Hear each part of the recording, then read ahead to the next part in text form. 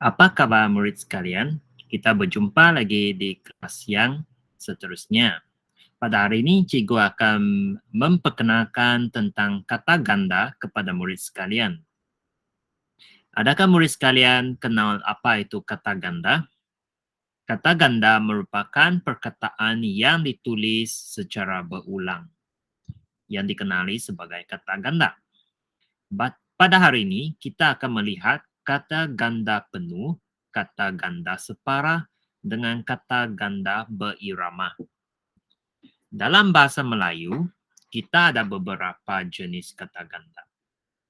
Jadi tadi cikgu telah memperkenalkan 3 jenis kata ganda yang kita akan lihat secara terperinci seterusnya. Mari kita kenali dulu apa itu kata ganda. Kata ganda ialah satu proses pengulangan perkataan. Maksudnya kita mengulangi perkataan yang sama. Kata ganda ialah kata yang terbentuk daripada kata yang digandakan sama ada sebahagian atau seluruhnya. Seperti contoh yang cikgu bagi di sini, ini ialah kata ganda yang digandakan dengan perkataan seluruhnya. Maksudnya kedua-dua perkataan yang digandakan ini adalah sama. Nanti kita akan tengok kata ganda yang menggunakan pergandaan sebahagian. Jadi proses pengulangan ini berlaku pada sesuatu perkataan ataupun pada bahagian-bahagian tertentu dalam perkataan tersebut. Jadi ini adalah contoh yang paling ringkas apa itu kata ganda. Seperti yang kita ada di sini, kita ada gambah. Jadi kata ganda kita ialah gamba. Oke, jadi murid sekalian jangan lupa di tengah antara dua perkataan ini mempunyai satu sengkang. Baiklah, kita tengok contoh bagi kata ganda penuh. Okey, ialah seperti ini. Alat, baju, rumah. Jadi, seperti yang murid sekalian boleh tengok, untuk ketiga-tiga contoh bagi kata ganda penuh ini, mereka mengulangi perkataan yang sama sebanyak 2 kali. 1 kali, 2 kali. 1 kali, 2 kali, 1 kali, dan 2 kali. Adakah ada perkataan yang diulang 3 kali? Rumah. Tiada. Dalam bahasa Melayu, kita cuma mengulang perkataan ataupun kata dasar tersebut sebanyak 1 kali saja. Alat, baju, rumah. Okey? Jadi seperti yang cikgu beritahu tadi, terdapat kata ganda yang menggandakan sebahagian saja daripada kata dasar. Kata ganda tersebut kita panggil sebagai kata ganda separa. Apa maksud separa? Separa maksudnya hanya sebahagian sahaja. Seperti yang kita tengok di sini, kita ada bebalai. Pada asalnya, kata ganda asal ini adalah balai. Jadi kita hanya mengulangi bahagian suku kata pertama. Okey, suku kata pertama dan kita tukar imbuhan vokal ini kepada i. I. Jadi BA jadi BE. Jadi kita ada bebalai. Kekura. Asalnya ialah kura. Jadi sekarang jadi kekura. Jentik. Jentik. Jadi asalnya ialah jentik. Jadi sekarang jadi jentik. Sesawang. Asalnya ialah sawang. Jadi sekarang jadi sesawang. Lelangit. Asalnya ialah langit. Jadi menjadi langit. Jadi murid sekalian mungkin tanya, Cikgu, bolehkah saya tulis langit-langit? Tidak boleh. Tidak boleh. Untuk kata ganda separa, kita mesti tulis dalam bentuk ini. Dalam bentuk ini. Jadi seperti yang murid sekalian perhatikan, tiada sengkang. Tiada sengkang. Okay, jadi seperti yang ditulis ini, kata yang terbentuk apabila suku kata pertama pada kata dasarnya mengalami pengulangan. Maksudnya seperti yang cikgu cakap tadi, kita hanya ulang semula kata dasar suku kata yang pertama. Yang pertama. Okey, yang pertama. Seperti yang murid sekalian boleh tengok di sini. Okey, jadi kita ulang semula, tetapi yang vokal ini kita tukar kepada I. Seperti yang murid sekalian boleh tengok di sini.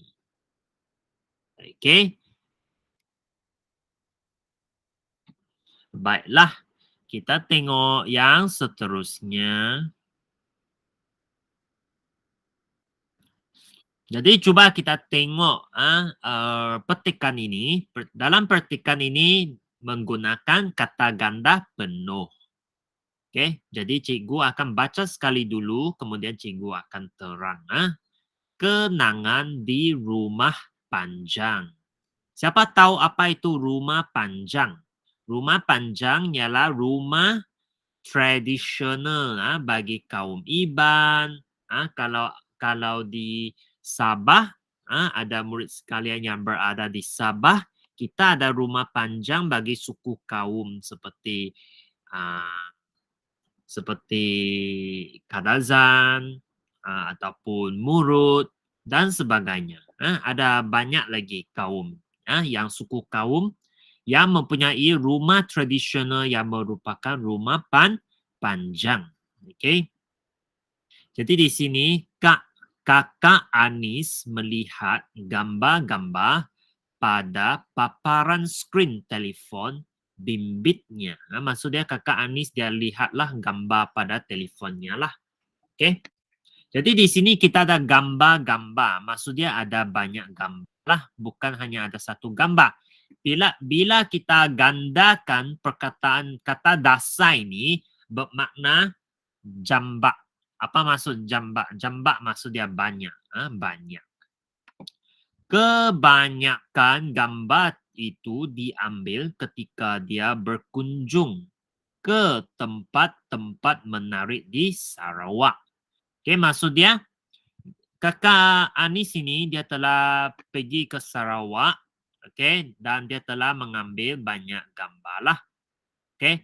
Dan dia pergi ke banyak tempat-tempat menarik. Maksud dia pergi ke banyak tempat, bukan hanya satu tempat. Banyak tempat. Okey. Kenangan yang paling manis adalah sewaktu dia dan rakan-rakannya menjadi tetamu rumah panjang. Maksudnya kenangan yang paling manis, maksudnya dia yang dia paling ingatlah, memori yang dia paling suka ialah sewaktu maksud dia pada masa dia dan rakan-rakannya. Maksud dia pergi berkunjung ke Sarawak ini, dia pergi bersama banyak kawan dia. Bukan hanya ada seorang kawan, tapi ramai. Nah, itu sebabnya rakan. Dan mereka telah menjadi tetamu di rumah panjang ini. Mereka dijemput untuk menghayati kehidupan di rumah panjang ini. Penghuni rumah panjang meraihkan kedatangan mereka dengan sambutan yang istimewa.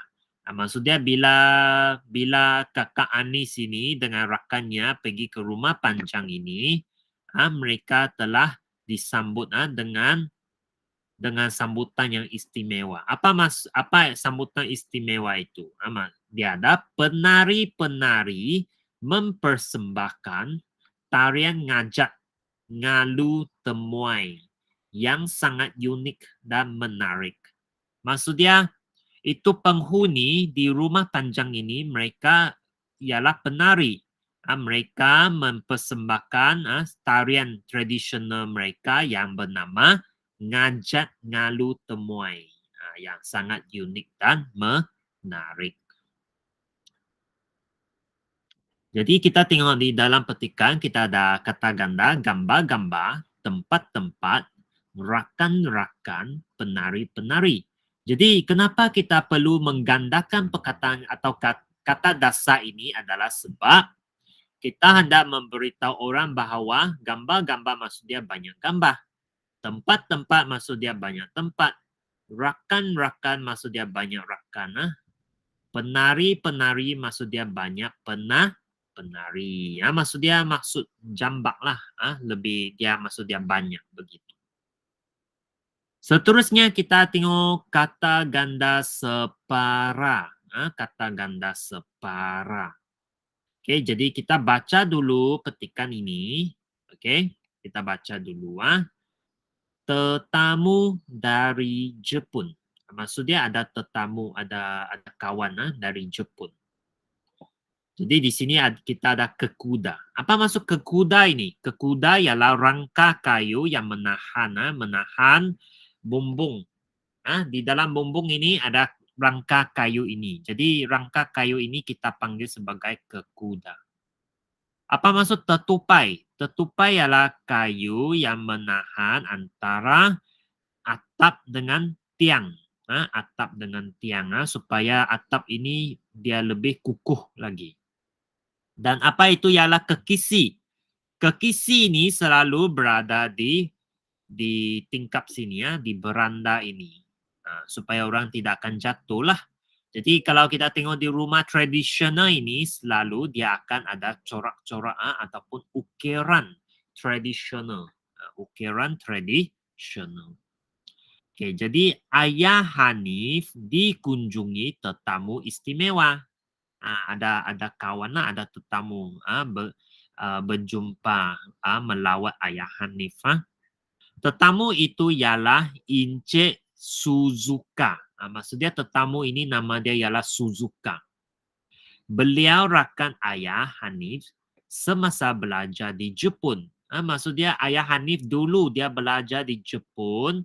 Jadi dia ada seorang kawan, rakan dia. Kawan dia nama Encik Suzuka. Jadi Encik Suzuka sekarang datang ke Malaysia untuk cari Ayah Hanif.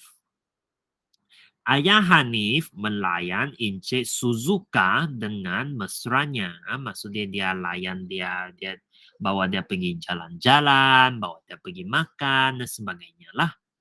Beliau membawa Encik Suzuka ke rumah halamannya di Johor. Maksudnya Hanif dengan ayah dia, dengan keluarga dia, mereka tinggal di Johor. Jadi Ayah Hanif bawa Encik Suzuka ini ke kampung halaman dia lah, ke kampung dia lah. Encik Suzuka kagum kerana dapat melihat keistimewaan seni bina rumah tradisional Melayu. Maksudnya Encik Suzuka dia kagum, dia rasa wow, hebatnya rumah tradisional orang Melayu ini. Okay, yang dengan keistimewaan dia, kekisi dia, cara mereka mengkukuhkan rangka ini dan sebagainya. Baiklah, jadi kita tengok di bawah ini, kita akan menggunakan kata ganda separa yang terdapat dalam petikan tadi untuk menyiap soalan di bawah ini. Jadi murid sekalian, anda perlu menyiapkan soalan ini dan salin soalan dengan jawapan yang lengkap ke dalam buku latihan anda nanti ya. Jadi murid sekalian masih ingat apa maksud perkataan-perkataan ini? Yang pertama kita ada tetamu, maksud dia ialah macam orang yang datang melawat kita lah. Itu ialah tetamu. Kedua kita ada kekuda. Tahu apa itu kekuda? Kekuda ialah rangka kayu yang menahan bumbung ataupun atap rumah lah. Seterusnya kita ada tetupai. Tetupai ini ialah rangka yang menahan, yang mengukuhkan antara tiang dengan atap rumah. Lepas tu yang akhir sekali kita ada kekisi. Kekisi ni selalu ialah macam penahan lah, selalu terdapat di tepi tingkap dan sebagainya dengan ukiran yang cantik. Jadi kita lihat yang pertama, soalan pertama. Ayah Hanif menerangkan keunikan rumah tradisional Melayu kepadanya. Siapa? Dia terang kepada siapa? Dia terang kepada tetamunya. Siapa tetamu Ayah Hanif? Tetamu Ayah Hanif ialah Encik Suzuka. Okey, seterusnya kita tengok apa ialah kayu yang digunakan untuk menahan bumbung rumah. Mana satu yang digunakan untuk menahan bumbung rumah supaya tidak roboh? Yang sebagai rangka kepada atap ialah kekuda.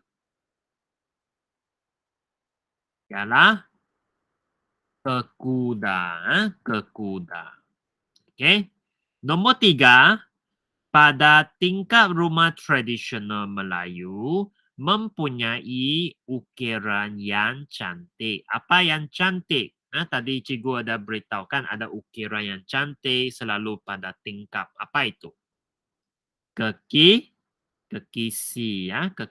Dan akhir sekali, Encik Suzuka kagum melihat apa yang dilekapkan. Apa maksud dilekapkan? Maksudnya dipasang lah. Dipasang pada tiang rumah itu. Maksudnya dia pasang pada tiang rumah itu untuk menjadikan rumah itu lebih kukuh. Jadi ialah tetupai. Tetupai. Dan jangan lupa murid sekalian, untuk ini sebab dia ialah perkataan yang pertama, jadi kena huruf besar ya, huruf besar jangan lupa. Okey, dan selebihnya masih huruf kecil lah. Okey. Okey, jadi murid sekalian, jika anda memerlukan masa untuk salin soalan dan jawapan, anda boleh menghentikan video ini seketika untuk menyalin jawapan dan soalan lah. Okey, cikgu akan teruskan. Akhir sekali kita akan tengok kata ganda berentak. Apa maksud kata ganda berentak?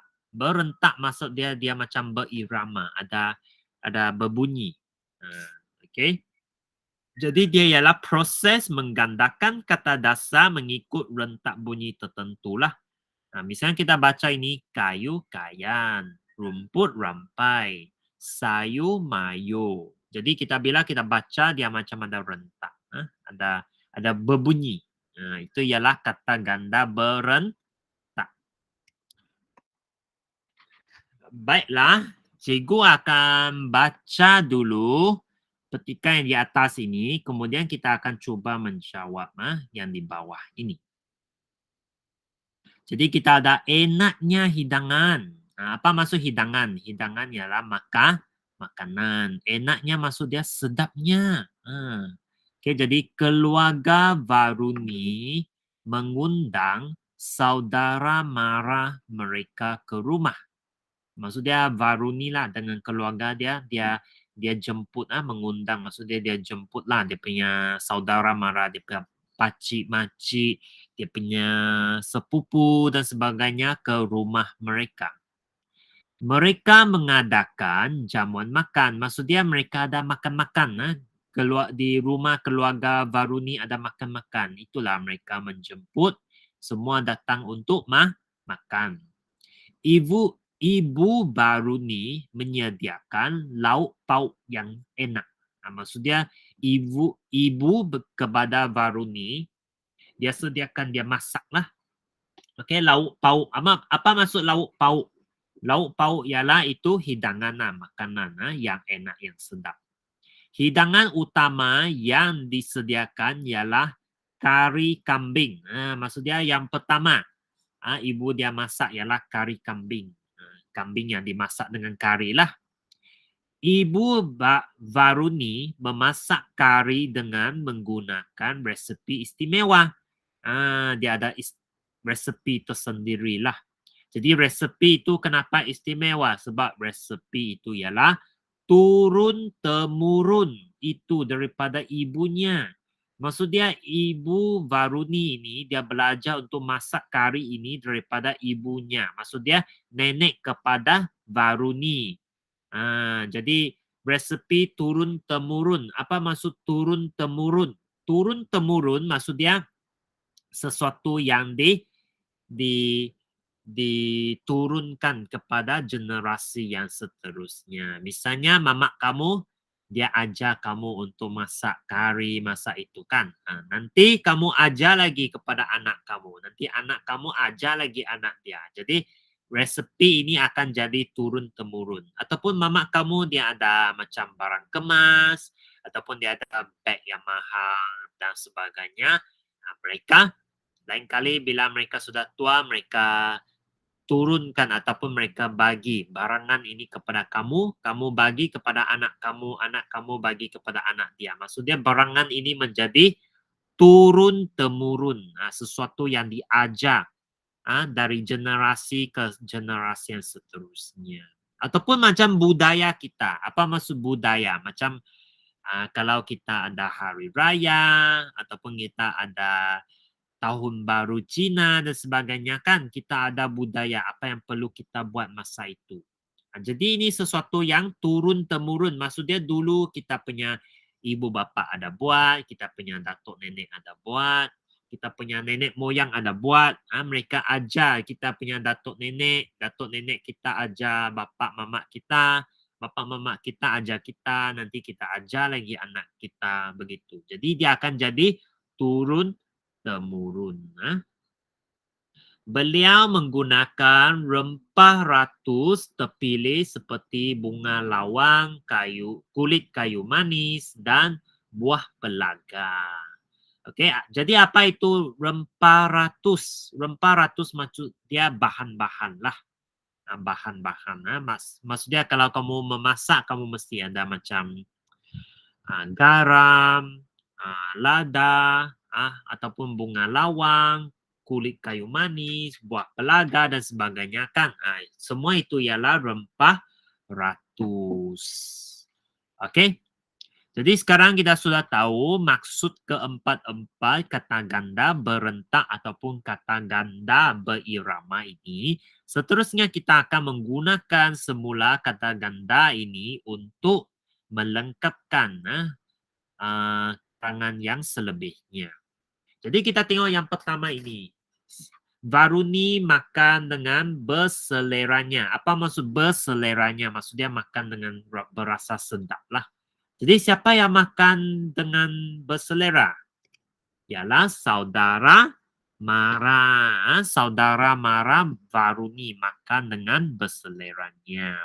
Jadi mereka menikmati apa? Yang dihidangkan sambil berbual mesra. Maksudnya mereka menikmati, maksudnya mereka makan. Makan apa? Yang dihidangkan maksudnya yang diberikan. Sambil berbual mesra, maksudnya mereka berbual-bual lah dengan keluarga. Jadi mereka menikmati lauk pauk. Lauk pauk. Kari yang dimasak oleh ibu Varuni sangat sedap. Maksudnya kari kambing tadi yang dimasak oleh ibu kepada Varuni sangat-sangat sedap. Mereka memuji, maksudnya semua saudara Mara Varuni memuji keenakan kari itu. Mereka cakap, wah sangat sedap, sangat sedap. Jadi apa yang digunakan dalam kari itu memenuhi cita rasa mereka? Apa maksud? Apa itu yang digunakan dalam kari? Maksudnya apa yang digunakan untuk masak kari itu? Memenuhi cita rasa mereka. Apa maksud memenuhi cita rasa mereka? Maksud memenuhi cita rasa mereka ialah maksudnya mereka makan, mereka rasa sedap lah mereka. Sebab ada kala ada orang mungkin dia tidak suka banyak cili, ada orang suka pedas, ada orang yang tidak suka pedas dan begitu. Jadi kalau kari itu pedas, dan orang yang makan itu dia suka pedas, maka dia memenuhi cita rasa mereka lah. Jadi apa yang digunakan? Rempah ratus, bahan-bahan yang digunakan dalam kari itu memenuhi cita rasa mereka lah. Jadi Varuni amat bangga, dia rasa wah bangga sebab semua orang cakap kari ibu dia sangat sedap kan. Nah, jadi ibunya sangat hebat karena pandai memasak kari yang menjadi kebanggaan keluarga mereka apa? Turun temurun. Nah, maksudnya dulu nenek dia masak pun banyak orang puji. Wah, sedap, sedap, sedap kan. Sekarang mama dia masak pun orang puji. Wah, sangat sedap. Nah, jadi ibu dia sangat hebat lah. Sebab pandai, masih pandai masak kari yang menjadi begitu terkenal dalam keluarga mereka. Oke? Jadi murid sekalian, untuk karangan ini, cikgu pun minta murid sekalian untuk salin ke dalam buku latihan Anda. Jadi kalau Anda memerlukan masa untuk menyalin jawapan, Anda boleh menghentikan video ini seketika lah untuk salin jawapan ini ya. Oke, jadi sampai di sini saja kelas cikgu pada hari ini. Pada hari ini, cikgu telah memperkenalkan 3 jenis kata ganda dalam bahasa Melayu, yaitu kata ganda penuh, kata ganda separa, dengan kata ganda berentak ataupun berirama. Oke. Jadi pada hari ini kita cuma untuk pengenalan saja.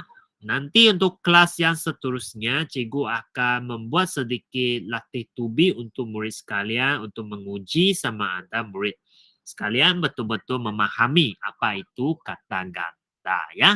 Jadi sehingga kita berjumpa lagi murid sekalian. Cikgu berharap murid sekalian sentiasa dalam keadaan yang sehat dan jaga diri Anda ya. Bye-bye murid sekalian.